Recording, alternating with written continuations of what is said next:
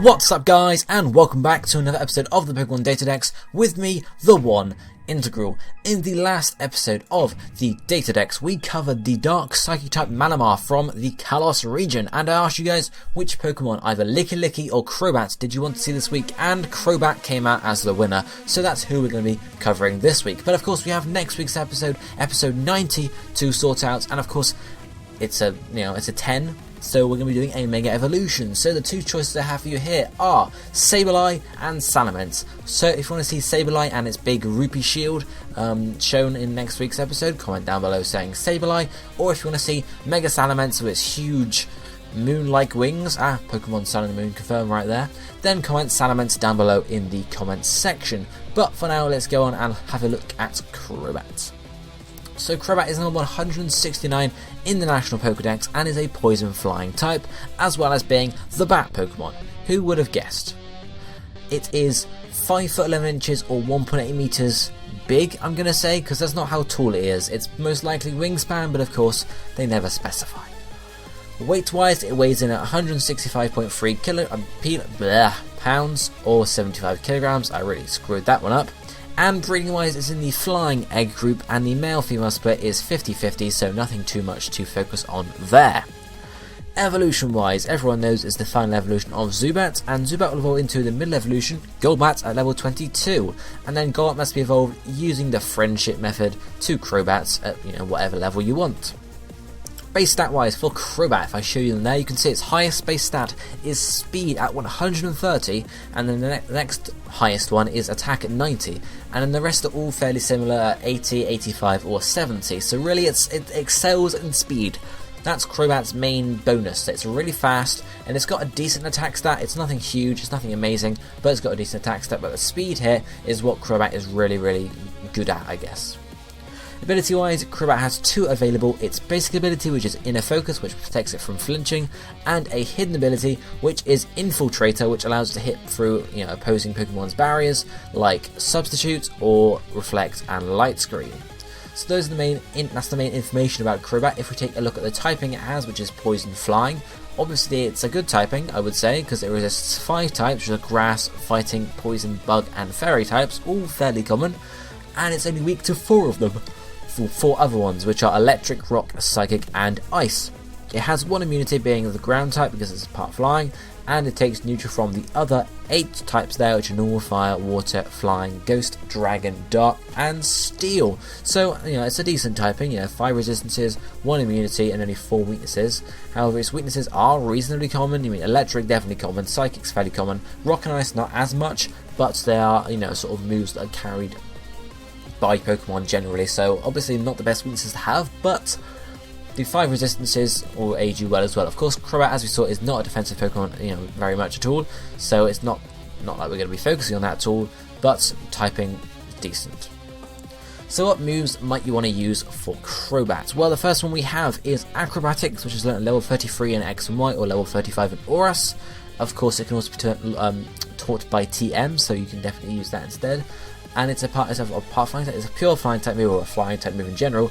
And of course, as you might know, Acrobatics does twice the damage if there is no held item. So that's something to think about when using Crobat. However, it's one move, and generally, it's not really going to be able to make use of any items that you can throw away.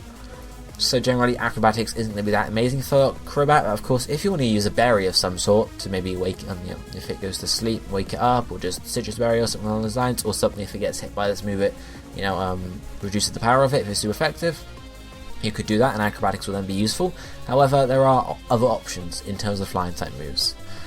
The TMs are up next. The first one is TM06 Toxic, because Crobat's a poison type, so why not? Even though most Pokemon can learn Toxic anyway, but Crobat doesn't have, as we'll see, an amazingly huge and wide, diverse, sort of powerful moveset, so we can use the speed Crobat has as well to also use it for some status moves. The next one is TM12 Taunt. Not my favourite move for Crobat because of course you haven't got very high defences, but again, Taunt can be useful since you outspeed a lot of things, so you could use Crobat as a lead Pokemon. They might send out their Stealth Rocker, you can taunt them, they're going to waste their first turn if they try and Stealth Rock anyway, and of course then you can do whatever you want because they're pretty much forced to switch out at that point. Then we have TM19 Roost, Again, not, you know, we wouldn't think it looking at Crobat since it gives us low defenses and health points, but Roost can be useful again because you have a very high speed stat. You can definitely get Roosts off before most Pokemon, so make use of that. Then we have TM89 U-Turn. Second move we have here in terms of actually attacking. Physical move, Bug type, obviously there's no stab there, but it can be used because obviously priority again, you, instead of just switching out normally, you get some damage off and then you switch out as you would have anyway. So U-turn could be just useful there, just as a, you know, an optional move. As I said, you know, there's not a huge variety in terms of attacking moves, so it's not going to be spoiled for choice, but it can be used as an option. Then we have a move you can only learn via Heart Scale, and this is Cross Poison. So it's a very powerful physical poison type move, and generally if you want to have an attacking Crobat, then of course Cross Poison is your way to go for a physical move. I think there's it learns Poison Fang as well, but of course Cross Poison is better. 2 egg moves to finish up here. First one is Brave Bird, so this is your optional, you know, your other option as well as Acrobatics. Brave Bird obviously is going to do recoil to you, but with that speed it means you can hit Brave Birds on anything before of course you take damage yourself. And if you combo that with a Roost, of course, Brave Bird and then Roost straight up next turn, as long as they don't kill you in the same turn, you can make some pretty good use out of that.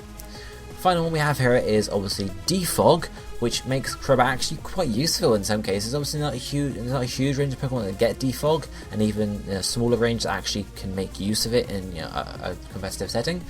Defog obviously clears the battlefield, or at least your side of the battlefield, and gets rid of stuff like Stealth Rocks, Spikes, and Sticky Web. So it can be useful, you know, to run it as a lead, and of course you can try and taunt them, or if you don't want to run taunt, you can just attack them first turn. If they use Stealth Rock, just defog it straight away, and of course then they're going to be stuck in a situation where they can't necessarily kill you, because it might be like a Ferrothorn, he's not going to be able to do anything against Crobat, so he can't kill you, and he's forced to switch out without getting any spikes or anything up.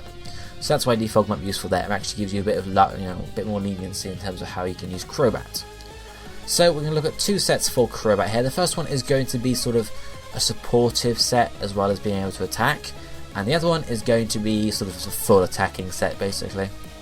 So first set we're going to have as our first move Brave Bird or Acrobatics, U-turn, Toxic or Taunt, and then we're going to have Defog or Taunt. So if you didn't take Taunt for the first one, obviously you might want to take Taunt there instead of Defog. Of course if you did take Taunt, then of course you might want to take Defog, or you could say U-turn, Toxic, I suppose. Then finally, Roost. Ability is going to be Infiltrator. This is definitely the most useful out of Crobat's 2 abilities, because Inner Focus you don't often flinch, whereas Infiltrator is going to be much more useful because you know, Reflect and Light Screen as well as Substitutes are actually fairly common use, you know, sort of features that are used in battle. Nature, we're going for a jolly one to give us our speed boost. We're not lowering anything out, or lowering our special attack at least, which we're not using. And the held item here is Black Sludge. Of course you can use Leftovers instead. However, the bonus with Black Sludge is, of course, if the enemy steals your item somehow and they're not a poison type, they are going to take damage instead. So Black Sludge is definitely the way to go if, of course, you're a poison type. This is just to get us some health points back at the end of each turn, along with Roost, if we are taking Roost. So, you know, along with that, just to sort of allow you to actually get more moves off, rather than just, you know, stacking you off after you use 1 or 2. Finally, EVs.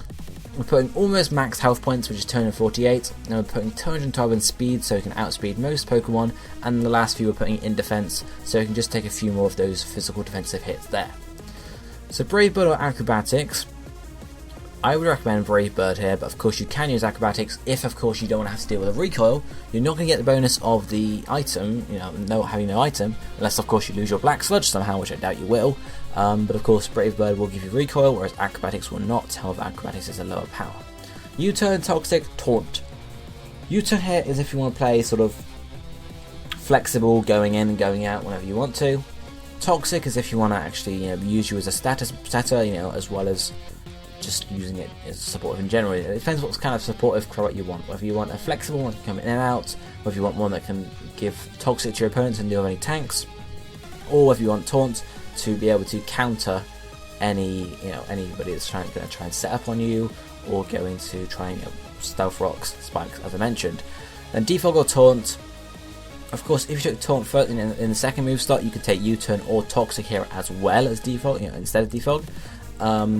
But of course, it's up to you in that case. Defog is always useful to have though for Crobat, because it means you don't have to actually carry a Rapid Spinner or, you know, someone else to defog on the team as well. So it's up to you what you take there and what's going to make be most useful for you. And obviously Rooster's there to get you some health points back whenever you need them. How would you use this set? Well, I would recommend using it as a lead. So you go out, as I mentioned earlier, Ferrothorn, so send Ferrothorn out on the opponent's side. Ferrothorn might go, okay, I'm going to use Stealth Rocks. Say you attack in the first turn, not necessarily the best Pokemon to attack, because Ferrothorn's going to have Iron Barbs, but say you use Acrobatics on it, do some damage to it because it's neutral. They use Stealth Rocks, so second turn you're faster obviously because it's a freaking Ferrothorn. So you say, okay, I'm going to use Defog it up, oh, it's all gone. So then either they know they might go for the Spikes next turn, because they've just done Stealth Rocks, but then they know, oh wait, I can't really do anything because it's going to get defogged anyway. So, and of course you can use Taunt instead of using Defog that first turn, and then use Defog when they switch out. If you want to sort of counter them completely, you can play it different ways, but I'd recommend using it as a lead Pokemon. You can taunt anyone you think is going to use Stealth Rocks or anything, and then you obviously can sort of, I don't want to say stall them out, but you can counter them basically. Ferrothorn pretty much gets countered by Crobat, it's not going to be able to do any damage with a Grass type move that holds, and generally most Ferrothorns have a Grass type move, a Stealth Rocks, Spikes, and maybe then something else like, maybe the Steel type move that it's more powerful if you're slow, I can't remember the name of it. That might do decent damage to you, but the rest of it isn't going to do anything to you because you can defog and obviously you resist. So really, it's a pretty good setup for you. But that's how I'd recommend using this set here. Crobat as a lead Pokemon. It could either use Taunt against Stealth Rocker, or of course if it's a powerful Pokemon that might actually be a threat to Crobat, you just use U-Turn as long as you're faster. And that's how you use that. So the second set, this is more of a full attacking set here. Moveset is going to be Brave Bird, U-Turn, Cross Poison and Defog. Ability is Infiltrator, Nature's Time is Jolly again, and the held item action this time is a Choice Band. We'll talk about this in a second. EV is putting maximum attack and speed, and the rest is special defense. So Brave Bird is there for your flying stab. U-Turn is there for your flexibility to allow you to, if you switch in at the same time as another Pokemon, oh wait, they're not good, I'm not very good against them, let's just U-Turn out.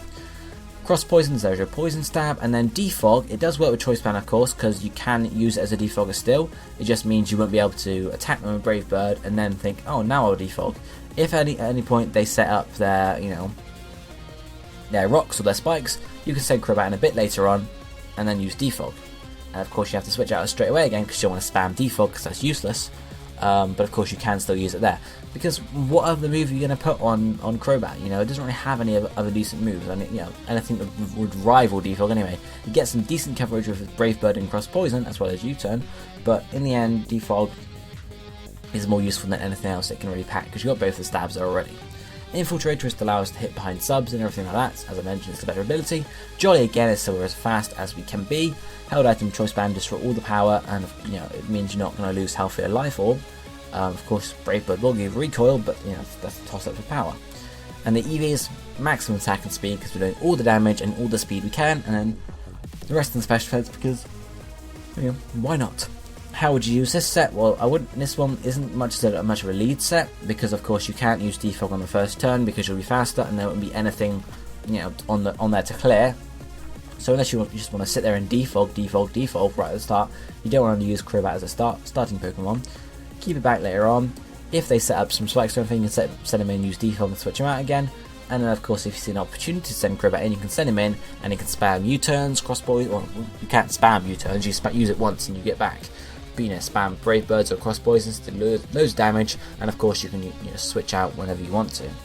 But that's really it for that set, and that's really it for Crobat. So as I mentioned at the start, be sure to vote for next week's Pokemon, either Mega Sableye or Mega Salamence, by commenting Sableye or Salamence down below in the comment section, and the one with most votes will be covered in next week's episode. But for now, this is it for me for today. I'll be seeing you next time. Thank you for watching. Goodbye, my friends.